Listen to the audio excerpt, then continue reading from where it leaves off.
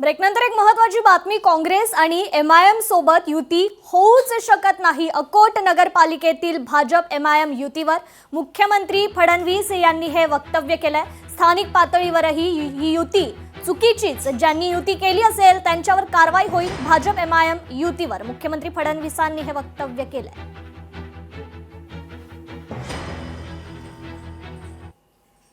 अंबरनाथ नगर परिषदेत भाजप काँग्रेस युती आहे। भाजपकडून काँग्रेसला आघाडीचा प्रस्ताव देण्यात आलाय। भाजपासोबतच्या युतीवर काँग्रेसने मात्र स्पष्टीकरण दिलेलं आहे। अंबरनाथ नगर परिषदेत भाजप आणि काँग्रेस एकत्र आल्यानं राजकारण ढवळून निघालंय। दरम्यान युती संदर्भात काँग्रेसने स्पष्टीकरण दिलंय। पहिला प्रस्ताव भाजपने काँग्रेसकडे ठेवला होता। शिवाय शिवसेनेने गेल्या 25 वर्षात सत्ता असताना जो काही भ्रष्टाचार केलाय तो भ्रष्टाचार संपवण्यासाठी, शहराच्या विकासासाठी आम्ही अंबरनाथ विकास आघाडी या नावानं जिल्हाधिकाऱ्यांकडे गट स्थापन केल्याची माहिती काँग्रेस ब्लॉक अध्यक्ष प्रदीप पाटील यांनी दिली आहे। आता काही इथे ज्यांनी 30 वर्ष सत्ता भोगली यांना थोडा त्रास झालेला आहे काय गोष्टीचा। आता त्यांना युती आठवली। इथे स्थानिक लेवलला अंबरनाथ शहरात भ्रष्टाचार आणि ठेकेदारीशाही विरुद्ध निवडणूक लढली गेली आणि त्याच्यातून भाजपा हा नगराध्यक्ष पद निवडून आला आणि त्यांनी देखील भ्रष्टाचाराच्या विरोधात, ठेकेदारीच्या विरोधात इथे प्रचार केला होता, त्यांचा मित्रपक्ष असताना देखील। तर आज राज ठाकरे पूर्व उपनगरातील शाखांना भेटी देणार आहेत। राज ठाकरे चेंबूर ते घाटकोपर शाखांना भेटी देणार आहेत। शाखांमध्ये जाऊन उमेदवारांची राज ठाकरे आता भेट घेणार आहेत। महापालिका निवडणुकांसाठी राज ठाकरे आता निवडणुकीच्या मैदानात उतरलेले आहेत। ठाकरेंच्या शिवसेनेचे सचिव साईनाथ दुर्गे मनसे कार्यालयात दाखल झालेत। सभेच्या नियोजनासाठी कृष्णकुंज कार्यालयात ते दाखल झालेत। 11 जानेवारीला शिवाजी पार्कवर ठाकरे बंधूंची एकत्र सभा आहे। साईनाथ दुर्गे मनसेची टीम एकत्र बसून नियोजन करणार आहे।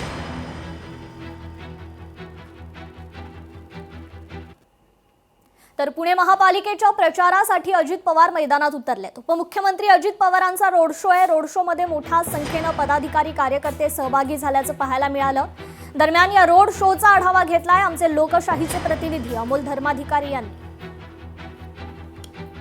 पुण्यामध्ये क्रमांक 7 मधून अजितदादा पवार यांच्या रोड शोला सुरुवात झालेली आहे। आपण पाहतोय मोठ्या संख्येने उमेदवार आणि त्याचबरोबर कार्यकर्ते आहेत ते सहभागी झालेले आहेत आणि संपूर्ण मतदारसंघातले जे नागरिक आहेत यांच्याशी दादा संवाद साधतायत, त्यांना अभिवादन करतायत। मोठे कार्यकर्ते आहेत ते सुद्धा या ठिकाणी एकत्र आलेले आहेत आणि आज 4 ते 5 विधानसभा मतदारसंघातून अजित पवार यांचा हा रोड शो जाणार आहे आणि मोठे शक्ती प्रदर्शन राष्ट्रवादी काँग्रेस पक्षाकडून करण्यात येत आहे।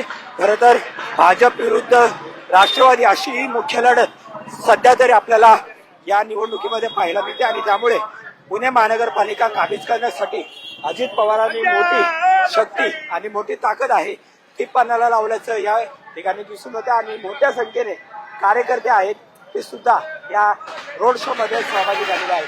कॅमेरामन तुषार नानावरेसह अमोल धर्माधिकारी, लोकशाही मराठी। एकीकडे अजित पवार प्रचारासाठी ऍक्शन मोडवर आलेत, मात्र दुसरीकडे शरद पवारांच्या एकाही नेत्याकडून प्रचार नाहीये।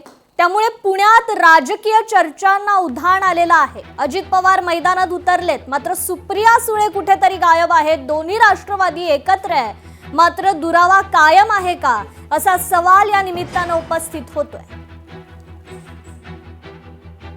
उपमुख्यमंत्री एकनाथ शिंदे पश्चिम विदर्भ दौऱ्यावर आहेत। महानगरपालिका निवडणुकीसाठी अमरावतीत पहिली जाहीर सभा आहे। जाहीर सभेला नेहरू मैदानात लाडक्या बहिणींनी मोठी गर्दी केली। आमचा लाडका भाऊ एकनाथ शिंदे अशा आशयाचे यावेळी बॅनर झळकले।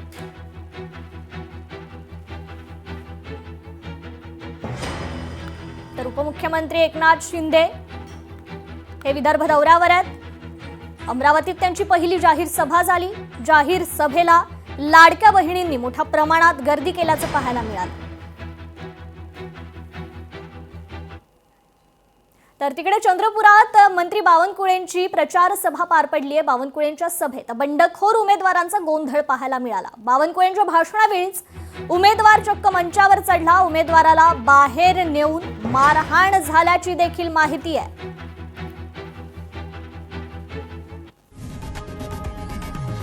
लोकशाही मराठी ऐका, पहा, जागरूक रहा.